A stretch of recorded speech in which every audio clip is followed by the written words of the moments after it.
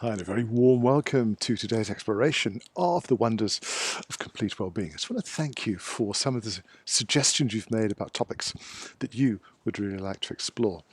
And I guess you know that I have an interest in a broad range of subjects, all connected to perhaps the deeper question of why we're here, how we're supposed to live this life if we want to extract the maximum benefit. And so, some of you, for whatever reason, have dragged up the question of reincarnation. And it's a fantastic topic to bring up over dinner because it tends to polarize the opinions. There are those who say, oh yes, I'm quite convinced, I've been here before.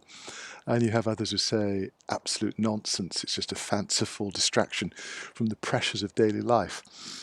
And yet we know that there are so many traditions in our human history that fully support the idea of reincarnation, because if you, as an individual, look at the amount of progress you've made in this one life, you might feel a little disappointed that our progress is measured in such a tiny incremental scale. It's as if it takes us so much time and energy and suffering just to get the point to make a little bit of progress.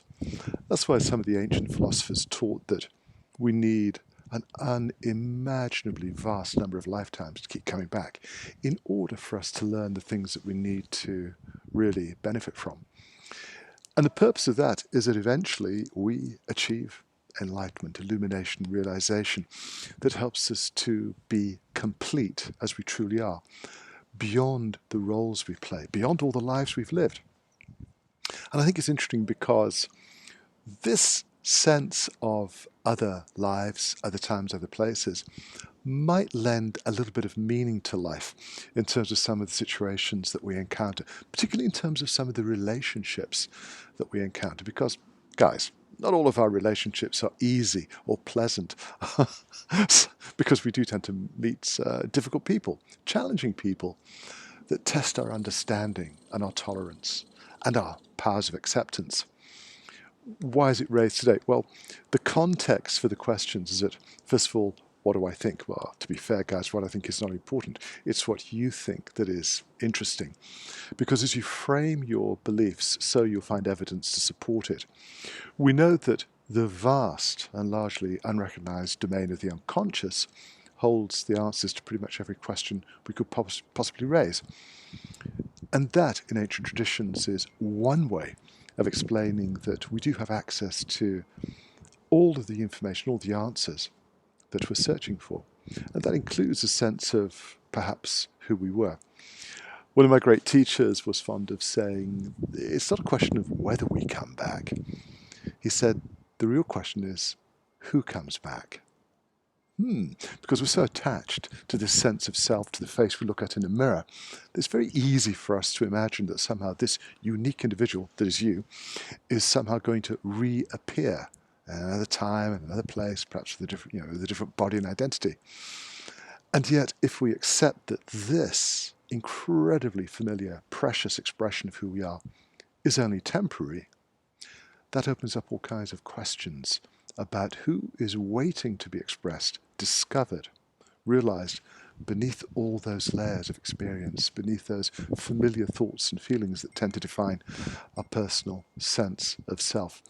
It's a fascinating subject to discuss, and the purpose of this little tiny brief exploration is not to persuade you one way or another, but it's such a fascinating aspect that if we begin to subscribe to the idea perhaps reincarnation does have merit, then it perhaps changes the context in which we're living our lives today, the things we're dealing with, the challenges that we face, some of the patterns that seem to repeat in our lives.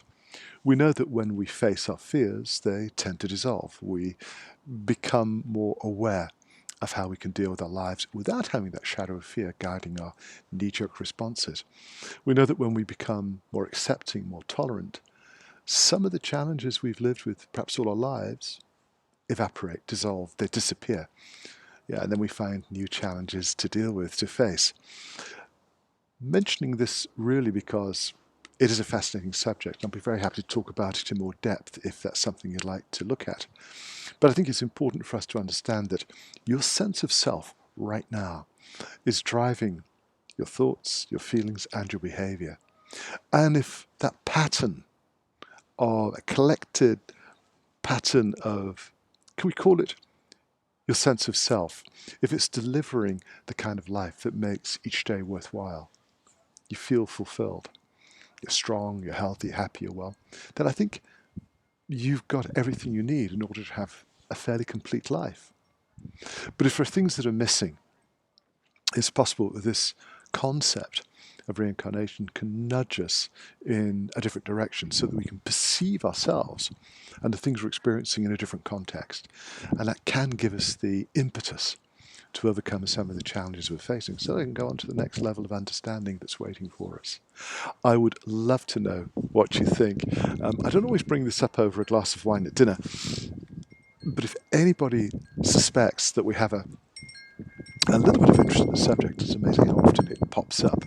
Again, I don't purport to have the answers. I'm just here to ask some of the questions and to point out that we wouldn't be the first people who suspect that there is merit in the idea, but that's not to say that it's real or even relevant.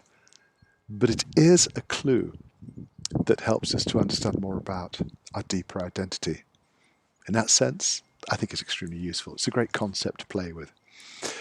On that rather serious note, I would love to know what you think. And in that case, please feel free to share your ideas and suggestions. It's always such a treat to have such a well-read, well-informed group of people watching these videos. And your feedback is very, very much appreciated. And whilst you're thinking about what you might want to say or confirm or ask, let me wish you a most wonderful day. And I'll be back with you again very soon. In this life or the next? No, definitely in this life. I'll catch you again soon, guys. Have a wonderful day.